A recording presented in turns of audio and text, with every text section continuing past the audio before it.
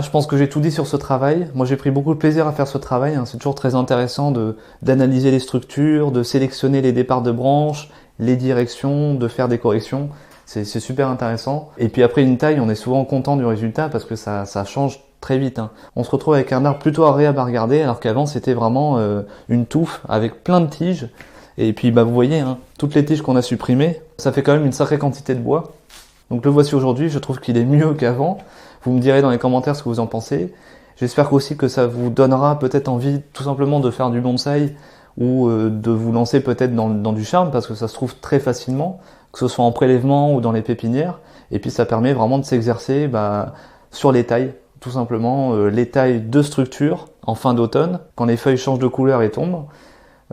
Cette taille de structure, j'aurais pu la faire aussi en fin d'hiver, au moment où les bourgeons commencent à gonfler et ça va presque partir au printemps.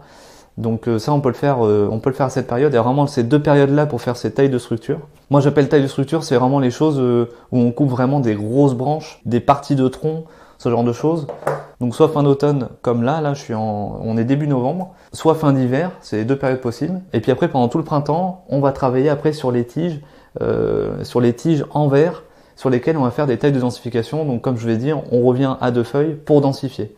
Mais ça, cette intervention de taille de densification, on le fait quand la structure primaire et secondaire est en place. Là, c'est le cas, donc l'année prochaine, je vais enchaîner les tailles de densification.